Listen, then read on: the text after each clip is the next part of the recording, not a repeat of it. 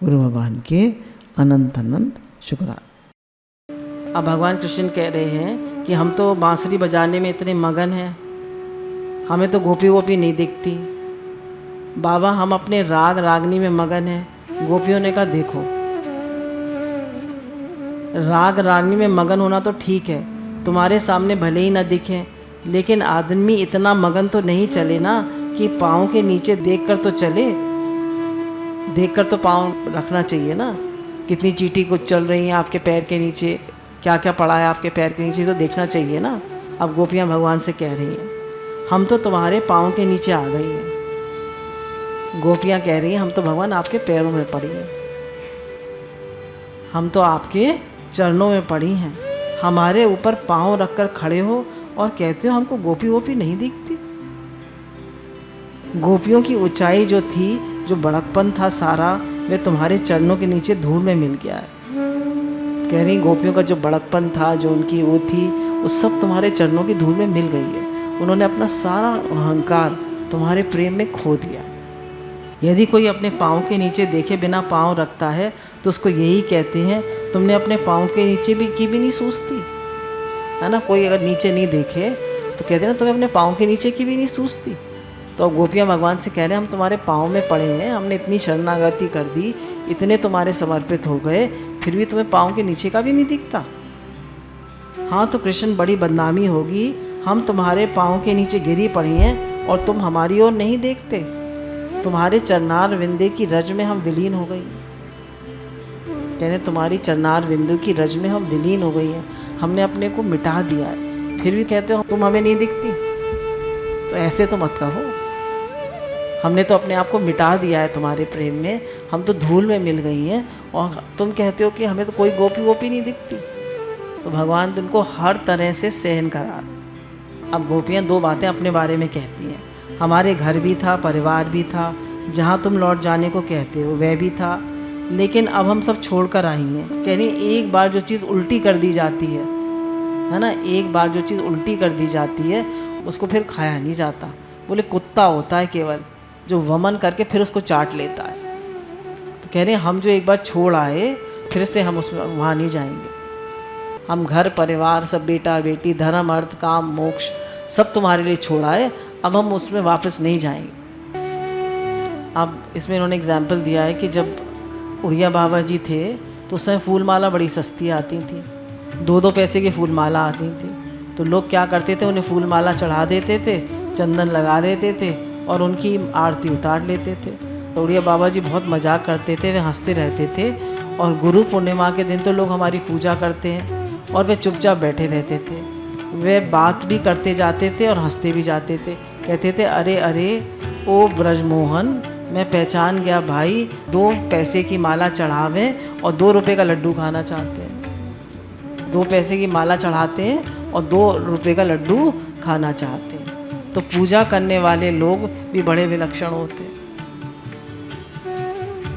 मतलब थोड़ा सा चढ़ाकर बहुत ज़्यादा फल चाहते हैं। तो लेकिन नारायण गोपी कहती है हमको उपासना के फलस्वरूप कुछ नहीं चाहिए, हमें केवल तुम्हारी उपासना करना चाहती हैं, हम तुमको सुख पहुंचाना चाहती हैं। गोपियाँ कहती हैं हमें कुछ नहीं चाहिए, हम तो केवल तुम्हें सुख पहुंचाना चाहती हैं, तुम्हारे पास बैठना चाहते हैं। उपासना मतलब पास बैठना, हम तुम्हारे पास बैठना चाहते हैं, हम तुम्हारे लिए सब कुछ छोड़ कर आए, हम तुम्हारी हैं श्याम सुंदर, हम तुम्हारे लिए आए। अब कृष्ण ने गोपियों से कहा अच्छा तुमने त्याग किया, वैराग किया, हमारे चरणों में पहुंच गई, अब मैं मानता हूँ तुम्हारे प्रेम त्याग सेवा सब हमारे सिर माथे है, हम उसके लिए तुम्हारे कृतज्ञ हैं और हम क्या कर सकते हैं। अब कृष्ण जी पूछ रहे हैं हम क्या करें तुम्हारे लिए, अर्थात प्रेम को जानने वाला प्रेमी ही ईश्वर है। अब गोपियाँ कह रही हैं जो प्रेम को समझे वो ईश्वर है। दुनिया में तुम जिसे प्रेम करते हो क्या वह तुम्हारे प्रेम को समझता है? आप जिसे दुनिया में प्रेम करते हैं, आप तो बहुत प्रेम करते हैं, आपके प्रेम को कोई समझता है? बताइए, कोई नहीं समझता। अरे ये जो तुम्हारी आँख को समझ सकता है, तुम्हारी आँखें बड़ी बड़ी हैं, तुम्हारे होठ समझ सकता है, उस पर मुस्कान है, वह तुम्हारे शरीर की चमड़ी को, ये रंग को समझ सकता है, बहुत बढ़िया है। वह तुम्हारी आवाज़ की मिठास को समझ सकता है, लेकिन दिल में कितना प्रेम है दुनिया में ऐसा कोई नहीं जो समझ सके। कह रहे ऊपर का तो सब देख लेगा, तुम्हारी चाल ढाल, तुम्हारी चमड़ी, तुम्हारी मुस्कान, पर तुम्हारे दिल में कितना प्रेम है इसको कोई नहीं समझ सकता, और हम भी नहीं समझ सकते। जैसे एक बड़े सेठ जी थे, तो उन्होंने अखंडानंद जी को चिट्ठी लिखी और उसमें लिखा कि मेरे प्राणों से भी प्यारे गुरुदेव। उन्होंने कहा देखो कितनी अच्छी चिट्ठी लिखी है। तो उसने कहा बड़े स्वामी जी आप भी बड़े भोले हो, ये चिट्ठी लिखने की किताब आती है, उसमें से लिखी है इसने चिट्ठी। तो उन्होंने किताब लाकर दिखाई, तो वैसे उसी में से लिखी हुई थी चिट्ठी। तो बोले ये कोई प्रेम है? तो शब्दों से प्रेम नहीं होता है।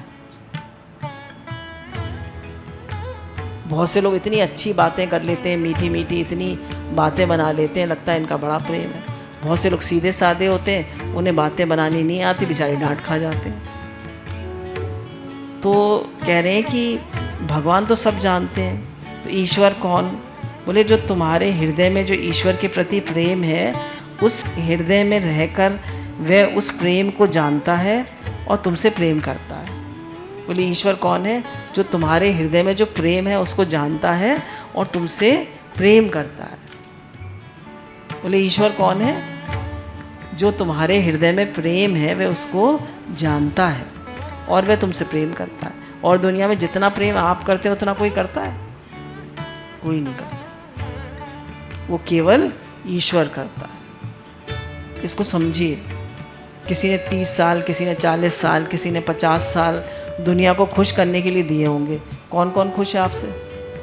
कोई खुश नहीं है। और 30 साल में अगर आपने 3 साल भगवान को खुश करने के लिए दिए होते तो भगवान प्रसन्न हो जाते। 1/10वां हिस्सा भी अगर आप भगवान को दें तो भगवान प्रसन्न हो जाए। भगवान इतनी जल्दी प्रसन्न हो जाते हैं। और दुनिया को आप पूरी ज़िंदगी लगा दें तो भी दुनिया प्रसन्न होने वाली नहीं। इसको समझ लीजिएगा। दुनिया में प्रेम हो तो तुम्हारा प्रेमी बस तुम्हारे सिनेमा के या किसी प्रेम पुस्तक का रटे रटाए डायलॉग ही समझेगा, या फिर तुम्हारी आवाज़ कितनी मीठी है, तुम्हारे हृदय में कितना प्रेम है, इसको तो वह समझेगा। जो तुम्हारे हृदय में रहता है ईश्वर, उसी को बोलते हैं। और उसको जिसने छोड़ दिया, अपने प्रेमी के प्रेम को पहचानने वाले सच्चे प्रेमी परमेश्वर को जिसने छोड़ दिया, नारायण, उसके पास क्या रह गया? ठन ठन पाल, कुछ नहीं। बोले जो हमारे प्रेम को पहचानता है, जो हमारे प्रेम को समझता है, तो ईश्वर है जो हमारे हृदय में बैठा है। बोले उसके प्रेम को छोड़ दिया, उससे प्रेम नहीं किया, तो तुम्हारे पास कुछ नहीं है। ठन ठन गोपाल रहेगा तुम। दुनिया का प्रेम तो ऐसे ही है। अभी तुमसे बहुत हंस के बात कर रहे हैं, प्रेम से बात कर रहे हैं, 1 मिनट में डांट देंगे, 1 मिनट में बुरी तरह कर देंगे। कहाँ है प्रेम? आप गोपियाँ से भगवान कहते हैं अच्छा ठीक है तुम आ जाओ, सब ठीक है, पर हमसे तुम सीधी सीधी बात करो, तुम चाहती क्या हो और मैं क्या दूँ, क्या करूँ, तुमको संतोष होगा? बात जो ठीक है वही करनी चाहिए। गोपी बोली देखो तुम समझते नहीं हो क्या? बोले हम समझते तो हैं, लेकिन तुम्हारे मुंह से सुनना चाहते हैं। बोले हम सब जानते हैं, सब समझते हैं, पर तुम्हारे मुंह से सुनना चाहते हैं। बोले ये दिल की बात, प्रेम की बात मुंह पर लाकर कहलाकर मुंह से झूठी करवाना चाहते हो? अब गोपी कहती हैं, बताती हैं कि प्रेम की बात कभी भी मुंह पर नहीं लानी चाहिए। आजकल तो बहुत कॉमन है, आई लव यू कहते रहते हैं, और फेसबुक पे भी फ़ोटो अपनी डालते रहते हैं। आजकल तो प्रेम का प्रदर्शन है। बोले प्रेम छुपाने की वस्तु है, प्रेम प्रकट करने की वस्तु नहीं है। आप जितना प्रेम दिखाएंगे उतना प्रेम कम हो जाए, जितना प्रेम का प्रदर्शन करेंगे उतना प्रेम कम हो जाएगा। तो गोपियाँ कह रही हैं आप हमसे प्रेम की बात कहलवाना चाहते हैं तो वो तो झूठी हो जाएगी। मुंह में जैसे हमने किसी ने एक गस्सा खाया और फिर रख दिया और क्या तुम खा लो, तो हम कहेंगे नहीं झूठा है, नहीं कहेंगे झूठा है। तो ऐसे ही हमारे मुंह से जो बात निकल गई प्रेम की, वो झूठी हो गई? नहीं, झूठी हो गई। तो बोले प्रेम अंदर अंदर पलता है, उसको जितना कहोगे उतना कम हो जाएगा।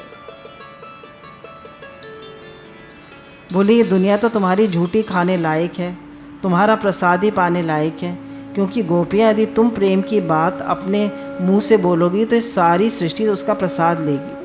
अब भगवान गोपियों से कह रहे हैं कि दुनिया तो तुम्हारी झूठन खाने लायक ही है, तुम अपने प्रेम की बात दुनिया को कहोगी तो उसका प्रसाद दुनिया को मिलेगा। तुम्हारा प्रेम इतना उच्च है, उसकी झूठन दुनिया खाएगी।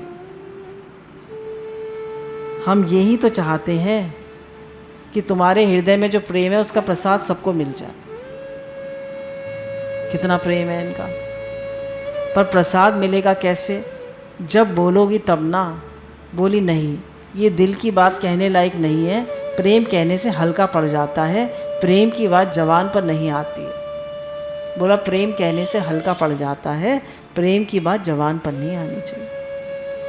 पहले तो देखिए शादी पक्की हो जाती थी और एक दूसरे को देखते भी नहीं थे, और आजकल शादी से पहले कितनी बातचीत हो जाती है, रोज़ टेलीफोन, रोज़ मैसेज, रोज़ मिलना। बोले प्रेम कहाँ रहता है? प्रेम की बात झूठी नहीं करनी चाहिए। बोले कुछ भी बोलो, सारा जगत हमारा स्वरूप है और हम सारे जगत के रूप में तुम्हारे मुख से निकले हुए इस उच्छिष्ट प्रेम प्रसाद को अपने कानों द्वारा पिएंगे और सारी सृष्टि पिएगी।